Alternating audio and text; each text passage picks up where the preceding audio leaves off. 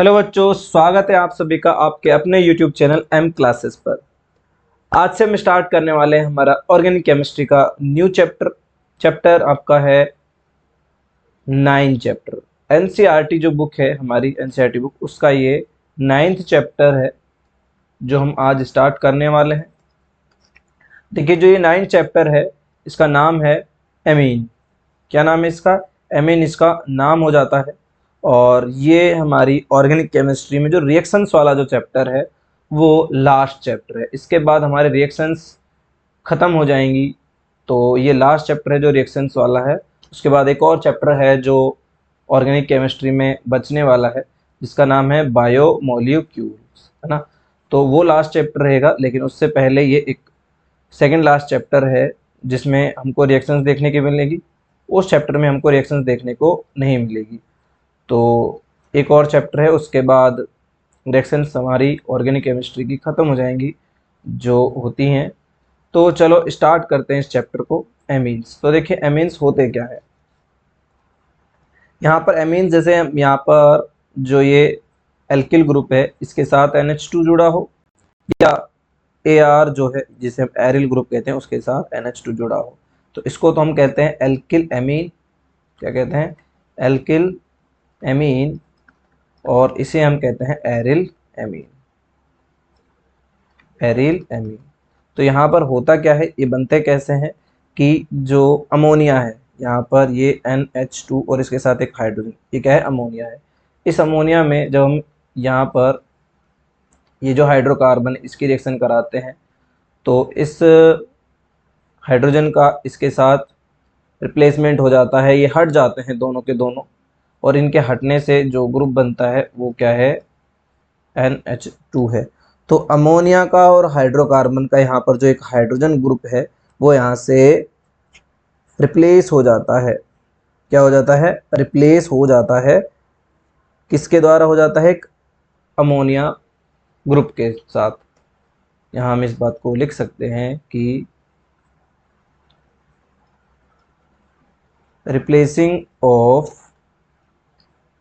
One और मोर, ज़्यादा भी हो सकते हैं ना, एक से ज़्यादा हाइड्रोजन भी हो सकते हैं। वन और more hydrogen atom of hydrocarbon by ammonia group. Ammonia group, ammonia group, और या एमीन ग्रुप भी कह सकते हैं, स्पेशली अमोनिया से ना कहकर एमीन। या फिर हम ऐसा कह सकते हैं कि रिप्लेसिंग वन हाइड्रोजन, वन और मोर, यहाँ पर भी वन और more hydrogen atom of ammonia by alkyl और एरिल ग्रुप। तो यहाँ पर एल्किल या एरिल ग्रुप द्वारा क्या हो जाए, यहाँ पर जैसे ये अगर हमारे पास हाइड्रोकार्बन है और अगर यहाँ हमने NH2 ये एमीन ग्रुप लिया है, तो यहाँ पर इस एमीन ग्रुप्स ने किसको रिप्लेस कर दिया है? यहाँ पर इस हाइड्रोजन को रिप्लेस कर दिया, और क्या बना दिया है? एमीन हमको यहाँ बना दिया है। या फिर ऐसा हो कि ये जो अमोनिया है NH2 और यहाँ हाइड्रोजन है, इसको ये एल्किल ग्रुप या यहाँ पर जो ये एरिल ग्रुप है ये रिप्लेस कर दे, और यहाँ हमको दे दे NH2 या ArNH2। तो इस तरह से हमें क्या मिल जाते हैं? एमीन मिल जाते हैं। ये क्या है? ये है एमीन, ये एमीन है। तो चाहे अमोनिया का कोई हाइड्रोजन का रिप्लेसमेंट एल्किल ग्रुप से हो जाए, या एल्किल या मतलब हाइड्रोकार्बन का जो कोई हाइड्रोजन है एटम, उसका एमीन से रिप्लेसमेंट हो जाए, तो हमें क्या मिल सकता है? यहाँ पर एमीन मिल जाते हैं। अब देखिए, कुछ एमीन की जनरल बातें हैं, इम्पोर्टेंट बातें हैं, लेकिन सभी जनरल तो हैं लेकिन इम्पोर्टेंट बातें हैं। जैसे कि इन नेचर में जो एमीन्स हैं वो किस फॉर्म में पाए जाते हैं, उसकी बात करें तो यहाँ पर हमको ये प्रोटीन की फॉर्म में देखने को मिलते हैं। किसकी फॉर्म में? प्रोटीन की फॉर्म में। प्रोटीन बिकॉज एमिनो एसिड जो हैं वो इन्हीं से बनते हैं।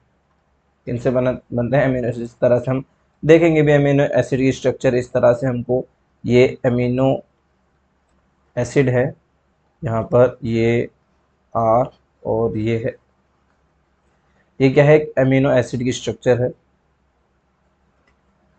Amino acid. ठीक है, तो एमिनो एसिड में हमको देखने को मिलता है यहाँ पर ये क्या है? Amine group. तो एमिनो एसिड और जो एमिनो एसिड्स हैं यही बनाते हैं प्रोटीन। ठीक है, तो प्रोटीन हो गए। यहाँ पर हमको विटामिन्स में भी ये देखने को मिलते हैं। इनमें विटामिन्स में हमको देखने को मिलते हैं, और एल्केलॉइड्स में भी ये हमको देखने को मिलते हैं, है ना। और साथ में एंड हार्मोन्स में भी हमको ये देखने को मिलते हैं। तो इम्पोर्टेंट है, प्रोटीन है, विटामिन है, एल्केलॉइड है और हार्मोन्स है। यहाँ तक कि हमको ये न्यूक्लिक एसिड्स में भी देखने को मिलते हैं। किसमें? न्यूक्लिक एसिड में भी हमको ये देखने को मिलते हैं। न्यूक्लिक जो एसिड होते हैं जिसमें हम बात करते हैं डीएनए एंड आरएनए, है ना, वहाँ भी ये इम्पोर्टेंट होते हैं। तो ये बहुत बहुत इम्पोर्टेंट हो जाते हैं हमारे बायोलॉजिकल इम्पोर्टेंस से देखें तो काफ़ी इम्पोर्टेंट कंपाउंड्स हो जाते हैं। तो उसके बाद अगर हम देखें नेक्स्ट इनसे इम्पोर्टेंट जनरल फैक्ट्स की बात करें हम, तो इनका यूज काफ़ी सारे पॉलीमर्स, सिंथेटिक पॉलीमर्स में इनका यूज किया जाता है। इनमें किया जाता है सिंथेटिक पॉलीमर्स में इनका यूज किया जाता है, और डाइज में इनका यूज किया जाता है। किन में यूज किया जाता है? डाइज में यूज किया जाता है। एंड ड्रग्स में भी इनका यूज किया जाता है। काफ़ी सारी जो ड्रग्स हैं उनमें भी इनके यूज किए जाते हैं। तो बहुत बहुत इम्पोर्टेंट हो जाते हैं।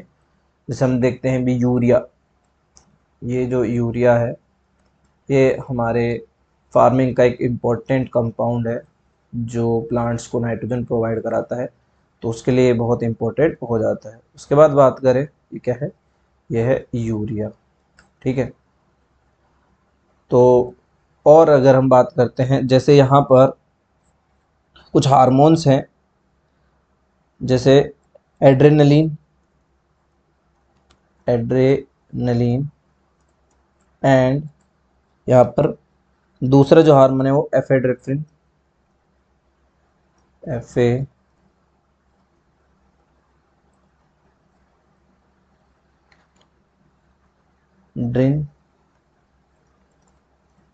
ये क्या है? हार्मोन,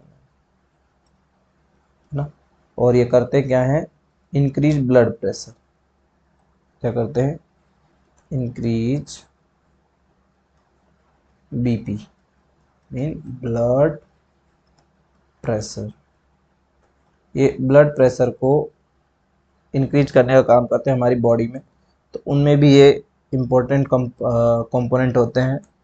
उसके बाद बात करें तो यहाँ पर हमको, और साथ में ये सेकेंडरी होते हैं ना। ये कैसे होते हैं? इनमें सेकेंडरी एमीन के रूप में पाए जाते हैं। सेकेंडरी एमीन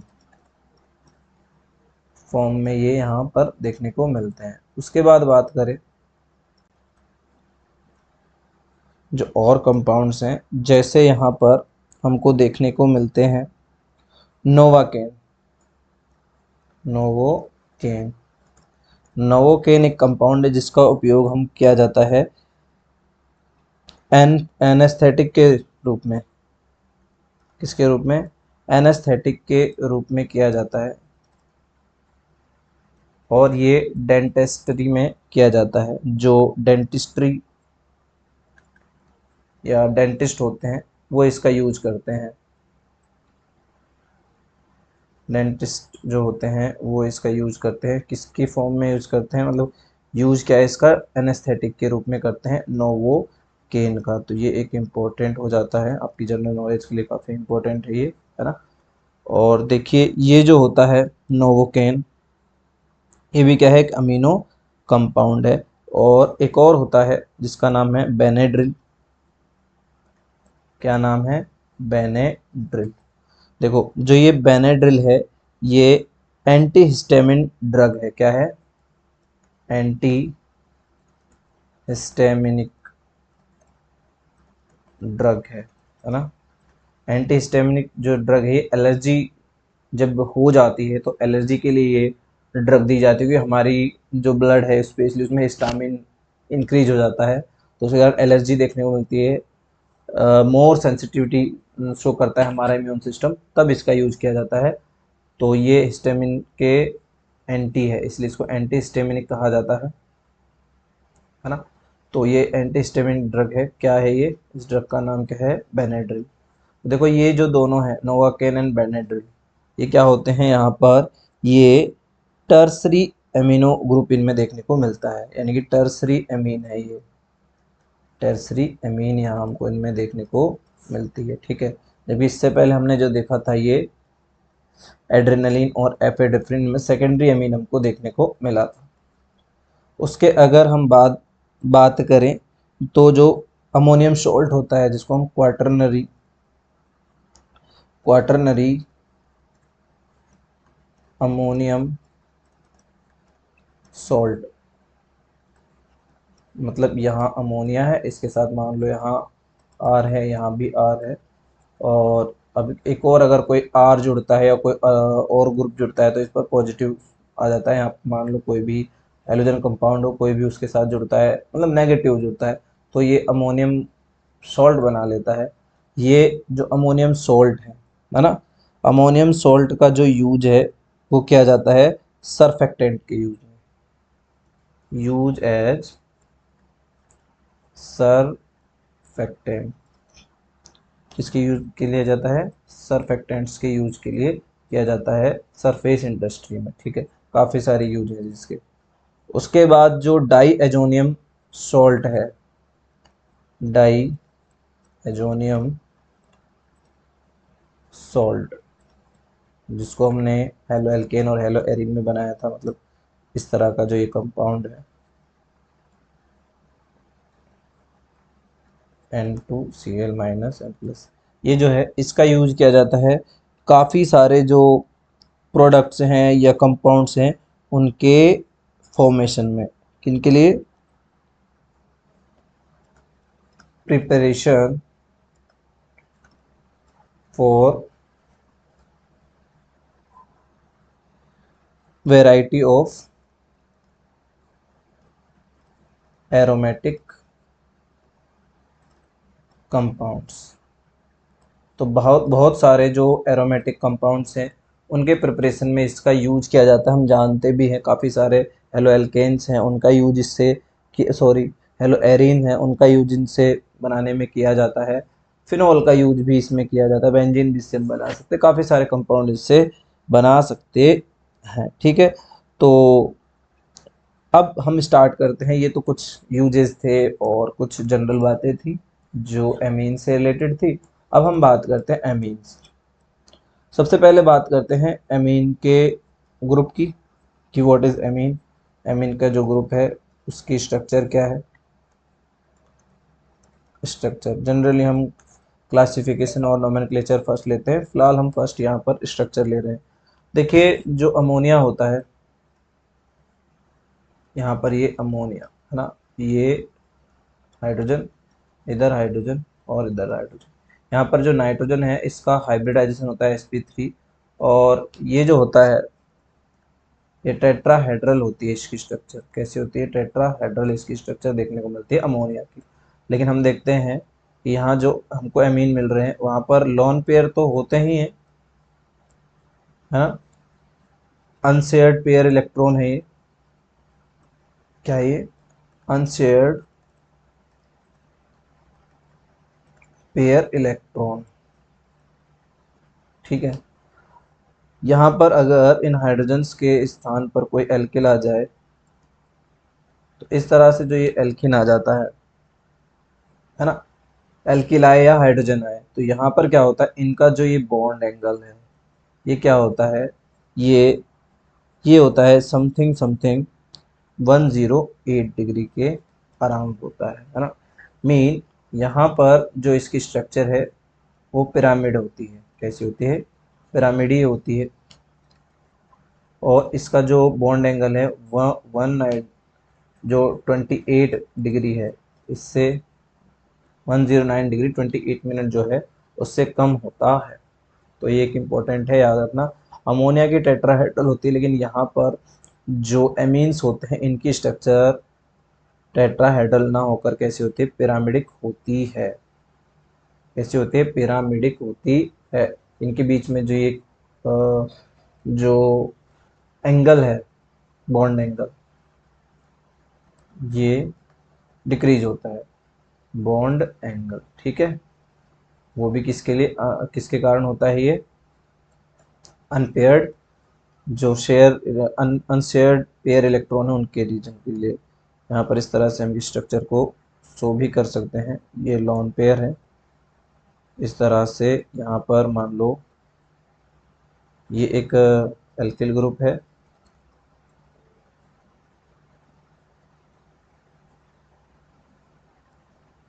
देखो इधर ये एल्किल ग्रुप है, यहाँ ये एल्किल ग्रुप है, और एक ग्रुप एल्किल यहाँ है। ठीक है, तो फिर इस तरह से हमको यहाँ पर ये पिरामिडीय स्ट्रक्चर देखने को मिलती है।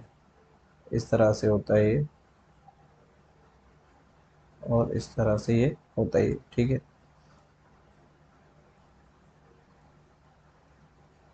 इस तरह से। तो ये स्ट्रक्चर होती है एमीन्स की, पिरामिड होती है, आपको इतना ध्यान रखना है। ठीक है, उसके बाद बात करें इनका क्लासिफिकेशन। इनका क्लासिफिकेशन जो है बहुत ही इजी है, क्लासिफिकेशन, है ना। तो क्लासिफिकेशन उनको, जैसे अगर यहाँ पर सिंपल एक एल्किल ग्रुप जुड़ा हो तो इसे हम 1 डिग्री एमीन कहेंगे। अगर 2 एल्किल ग्रुप जुड़े हों तो इसे हम क्या कहेंगे? सेकेंडरी एमीन कहेंगे। और यहाँ पर लॉन पेयर हमेशा रहेगा इसके पास। ठीक है, और अगर इनसे 3 एल्किल ग्रुप जुड़े हों तो इसे हम क्या कहेंगे? टर्सरी एमीन कहेंगे। 3 डिग्री या टर्सरी एमीन, ये 3 टाइप के एमीन होते हैं, डिफरेंट डिफरेंट होते हैं। सिंपली है, एग्जाम्पल भी देख सकते हैं कुछ हम यहाँ पर। जैसे मान लो यहाँ CH3 जुड़ा हो, यहाँ 2 CH3 हम यहाँ ऐड कर दे इस तरह से, यहाँ क्या ऐड कर दें? 2 CH3 अगर यहाँ ऐड कर दें, यहाँ हाइड्रोजन, और यहाँ भी CH3, यहाँ CH3 और यहाँ CH3, ये क्या है? इस पर लॉन पेयर है। इस तरह से ऐड कर दिया हम लोगों ने। ठीक है, तो ये क्या हो गए? Primary amine, secondary amine, secondary amines, और सेकेंडरी एमीन, टर्सरी एमीन। ये 3 टाइप के हमारे पास एमीन है। नंबर ऑफ एल्किल ग्रुप ना, ये लिख सकते हैं basis of number of alkyl group, alkyl group के नंबर्स के बेसिस पर। अब यहाँ पर एरिल भी हो सकते हैं, याद रखना। सिर्फ एल्किल नहीं, यहाँ पर एरिल भी हो सकते हैं। क्या हो सकते हैं?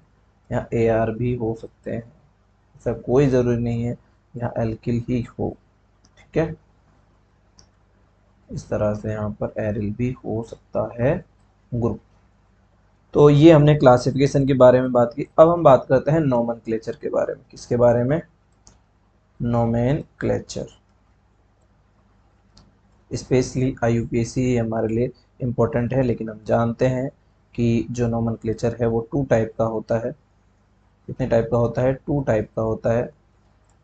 और हमको यहाँ पर एक होता है कॉमन और एक होता है IUPAC। आपको बस इतना ध्यान देना है कि यहाँ पर क्या होता है, जो कॉमन में है हमको एल्किल एमील कहना पड़ता है। क्या कहता है?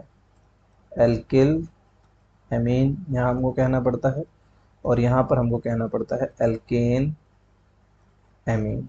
ठीक है, तो एमीन दोनों में ही लास्ट में है, लेकिन यहाँ पर एल्किल एल्किल या यहाँ पर कोई एरिल होगा तो एरिल, और यहाँ पर एल्केन होगा या एरीन होगा। क्या होगा? एरीन होगा। इस तरह से जो भी होगा एरीन। ठीक है, बस इतना सा आपको ध्यान रखो, ज़्यादा यूपीएससी में नहीं, मतलब नोमेनक्लेचर में यहाँ से नोमेनक्लेचर कम आते हैं, और आते हैं भी तो IUPAC आते हैं, जो कि आप इजीली कर दोगे। ठीक है, अब देखो कुछ IUPAC नेम देख लेते हैं, और एग्जाम्पल को देखते हुए आपको पता चल जाएगा किस तरह से इनका नोमेनक्लेचर करते हैं काफ़ी इजीली। जैसे देखो यहाँ पर ये है CH3 CH2, अच्छे से लिख देते हैं यहाँ पर CH3 CH2 NH2। ठीक है, तो ये वाला जो ग्रुप है ये हमारा एल्किल ग्रुप है। क्या है? एल्किल ग्रुप है। तो जो कॉमन नेम है वो क्या हो जाएगा? इसका कॉमन नेम हो जाएगा एथिल एमीन। क्या हो जाएगा? Ethyl amine. ठीक है, अगर हम IUPAC की बात करें तो IUPAC जो इसका नेम है वो क्या हो जाएगा? Ethane amine.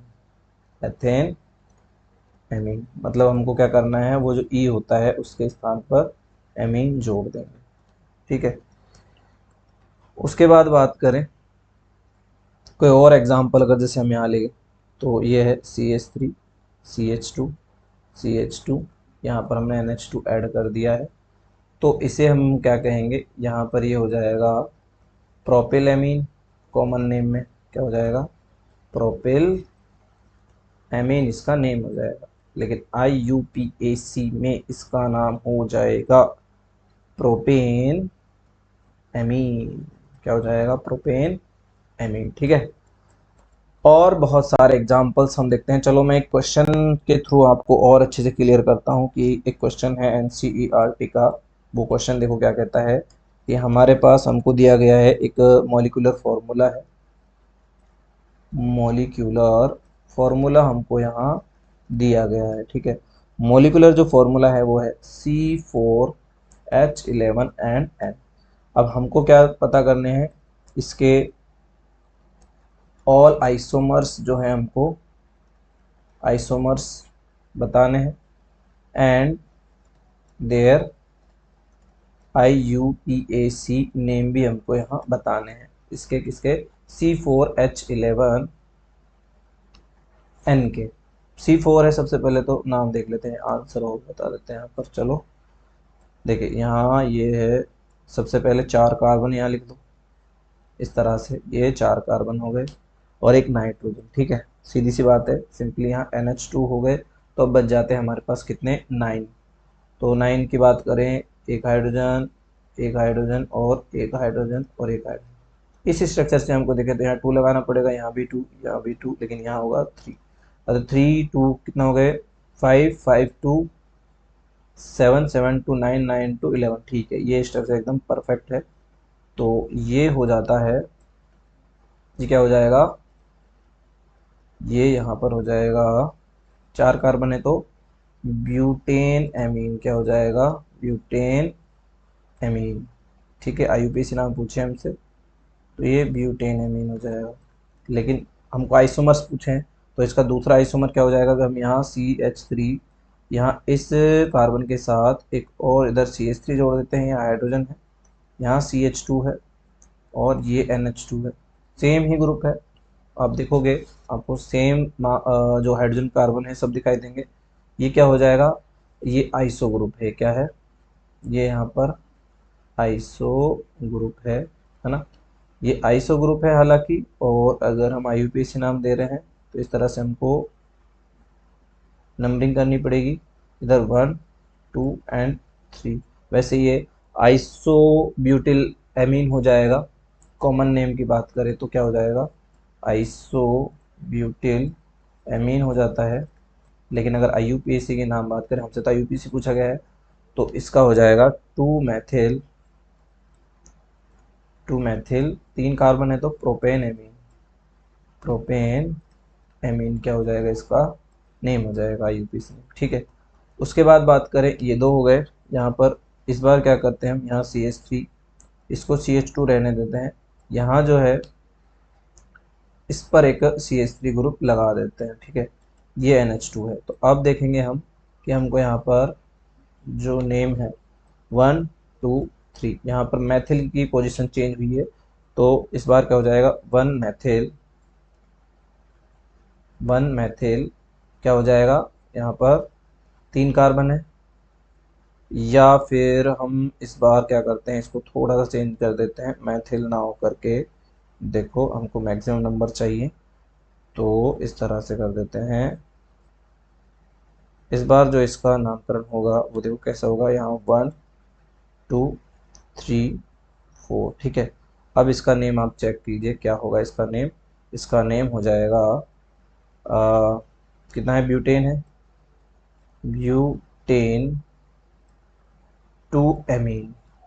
एमीन क्या है, सेकेंडरी। तो हमको क्या है, हमको यहाँ ध्यान रखना है कि जो कार्बन चेन है वो मैक्सिमम कार्बन की होनी चाहिए, इसीलिए हमने इस तरह से इसको यूज किया है। ठीक है, यहाँ पर नहीं होगा, यहाँ पर एक ही चेन बनने वाली है। अगर आप सोच रहे हो यहाँ कुछ इस तरह की करने की, तो मैं आपको बता दूँ कि यहाँ जो चेन है वो इसी तरह की बनेगी, वरना चेन डिस्टर्ब हो जाएगी। या तो इस तरह की चेन बन सकती है, या फिर अगर हम दिमाग लगाना चाहें तो इस तरह की चेन बनेगी। अब उसको हम एक ही चेन बनेगी और वो 3 कार्बन की ही होगी, कोई भी बना लीजिए ना।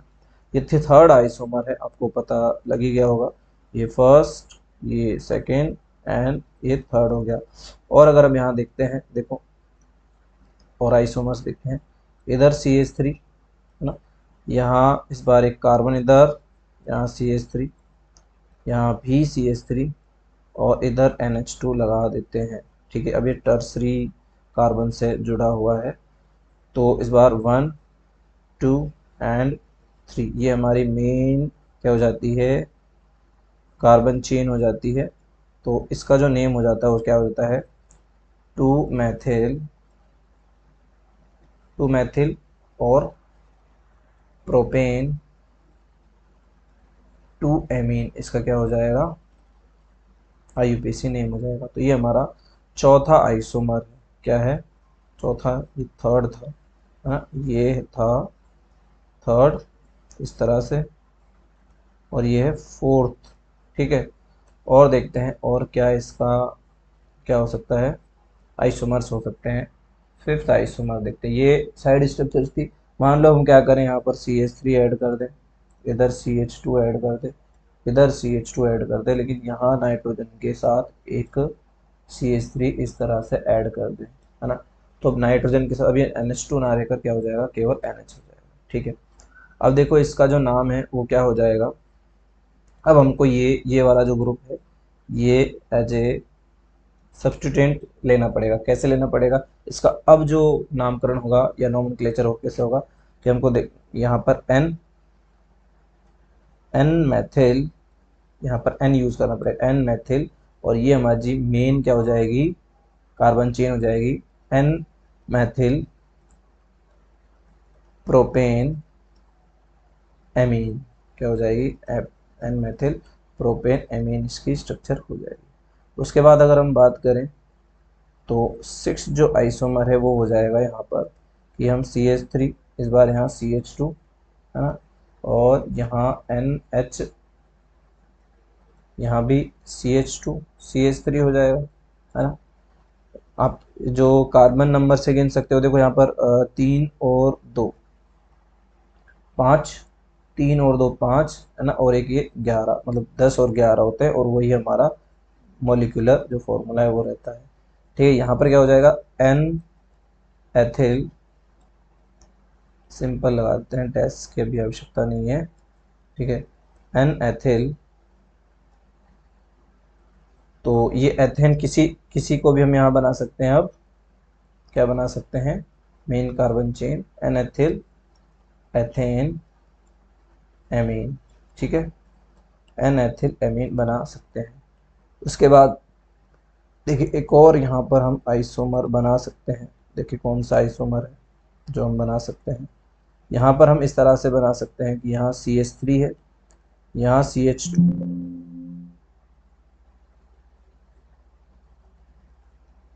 है ना, यहाँ पर क्या है, CH2 है,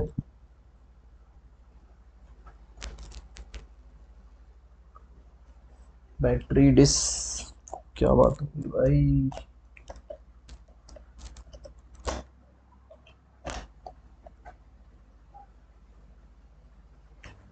एक मिनट है ना, थोड़ा सा आउट करना, हम वापस से इसको कंटिन्यू रखेंगे, ठीक है कोई बात नहीं ना। हाँ तो इसके बारे में एक और बात करते हैं। यहाँ CH2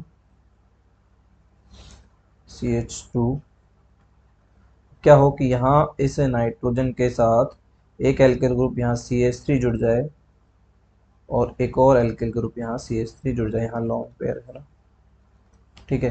अब हमारे पास ये वाला एक ग्रुप है, अभी भी हम देखते हैं तो इसका जो मॉलिक्यूलर फॉर्मूला है वो सेम ही है। ये तो हो गए 9 और 2 ये हो गए, प्रॉपर वही है ना। अब इसका जो नेम हो जाता है देखिए क्या नेम हो जाता है, यहाँ हो जाता है N N dimethyl, N N dimethyl, क्या हो जाएगा, एन एन डाई मैथिल, ये हमारा मेन ग्रुप हो जाएगा एथेन एमीन, ठीक है।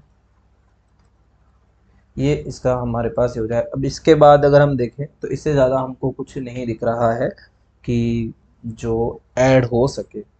ये हमारे 7 हमको आइसोमर दिख रहे हैं जो इसके हमने बनाए, और इस 7 आइसोमर के साथ हमने अलग अलग IUPAC नेम देखे जो कि आपको काफ़ी हेल्प करने वाले हैं, है ना, ठीक है। सभी की हमने स्ट्रक्चर्स देखी है ना, सभी की स्ट्रक्चर्स हमने देख ली है और सभी के IUPAC नेम भी देख लिए हैं।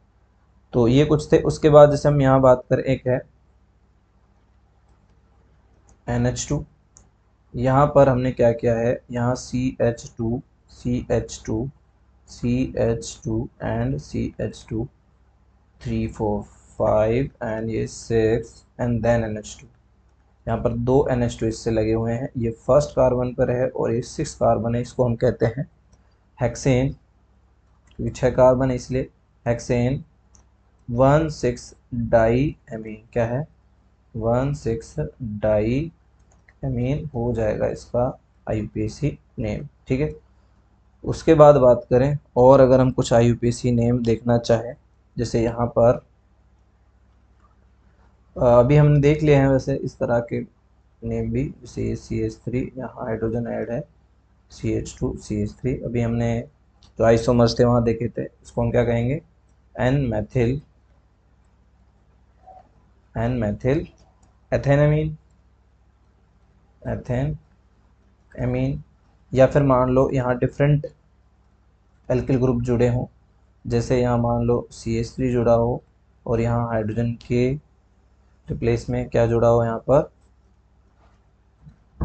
पर एथिल ग्रुप जुड़ा हो और यहाँ पर CH2 CH3 जुड़ा हो, तो इस तरह से हमको देखने को मिलेगा। एन, अभी एथिल है तो फर्स्ट आएगा N ethyl,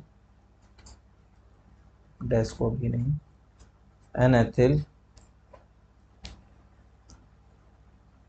dash N methyl propane amine, क्या है प्रोपेन एमीन, ठीक है। ये हो जाता है इसका नाम।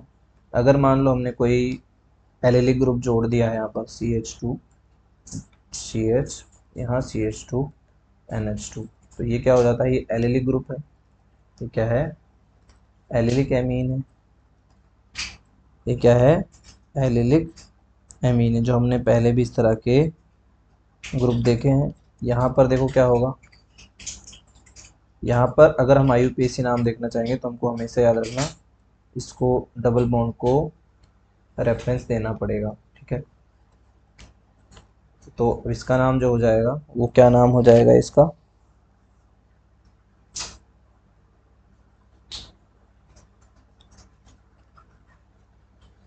एक सेकंड, यहाँ पर डबल बॉन्ड से ज़्यादा इम्पोर्टेंट हम दे रहे हैं NH2 ग्रुप को, ठीक है। डबल बॉन्ड सिंपल के लिए यूज करते हैं, हमने कार्बोक्सिलिक एसिड के लिए भी वरीयता नहीं दी थी, एक काफ़ी रिएक्टिव ग्रुप है। तो इसका जो IUPAC नेम हो जाएगा वो हो जाएगा prop 2ene 1 amine, ठीक है।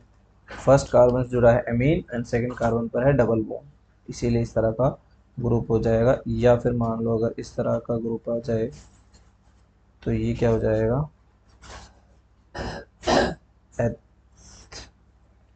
एथीन एमीन, एथीन एमीन, इस तरह से इसका नाम हो जाएगा। इथीन भी कह सकते हैं इसको, है ना। उसके बाद बात करें, ये कुछ IUPAC नेम हुए, कुछ अब हम एरोमेटिक जो ग्रुप्स हैं या एमीन हैं उनके भी नेम देख लेते हैं। जैसे ये एक सिंपल सा है जिसको हम फेमस ग्रुप है जिसका हमने नेम यूज भी किया है, इसको एनिलीन कहते हैं, बड़ा ही फेमस है। लेकिन IUPAC नाम क्या हो जाएगा इसका नाम हो जाएगा बेंजीन एमीन। क्या है इसका IUPAC नेम है। उसके बाद इससे कोई भी ग्रुप आप ऐड करते जाइए और उसका IUPAC नाम देते जाइए। जिस तरह से यहाँ पर हमने ये NH2 है और यहाँ पर CH3 जुड़ा हुआ है, इसे टोल्यूडीन भी कहते हैं। क्या कहते हैं, टोल्यूडीन। ऑर्थो लगा देते हैं क्योंकि ऑर्थो कंडीशन पर है, मेटा पर है तो मेटा टोल्यूडीन, पैरा पर तो पैरा टोल्यूडीन। वैसे इसका IUPAC नाम हो जाएगा यहाँ पर 1 2, तो 2 मैथिल एनिलीन कह लें या बेंजेन एमीन, दोनों ही ठीक है, बेंजेन एमीन या एनिलीन, इस तरह से इनके नेम हो जाएंगे। बाकी हम और भी काफ़ी सारे नेम दे सकते हैं। जैसे देखो यहाँ पर एक ग्रुप है, ये एक कंपाउंड है, यहाँ पर इधर CH3 जुड़ा हुआ है, यहाँ भी CH3 जुड़ा हुआ है, ये लॉन्ग पेयर है, ठीक है। इसका नेम जो हो जाएगा उसका नेम हो जाएगा NN dimethyl benzene, benzene amine यहाँ हो जाता है। तो इस तरह से क्या होते हैं, हमने IUPAC नाम देखे काफ़ी सारे। तो आज हम IUPAC नाम बात की, हमने एमीन के बारे में, एमीन की स्ट्रक्चर के बारे में बात की, एमीन के कुछ जनरल यूजेस के बारे में बात की, जो नेचर में ये पाए जाते हैं। कुछ ये वाला क्वेश्चन हमने देखा जो आइसोमर्स से रिलेटेड था, वो भी हमने देख लिया है, स्ट्रक्चर के बारे में बात कर ली है, इस तरह से बनते हैं वो भी हमने देखे हैं। लेकिन प्रिपरेशन मेथड अब नेक्स्ट जो हमारी क्लास होगी उसमें हम डिस्कस करने वाले हैं। तो आज के सेशन को यहीं पर एंड करते हैं। हमसे जुड़े रहने के लिए धन्यवाद। और अगर आपको क्लास पसंद आ रही है, आपको हेल्प मिल रही है, प्लीज़ चैनल को लाइक एंड सब्सक्राइब कीजिए और अपने दोस्तों के साथ भी शेयर कीजिए। धन्यवाद।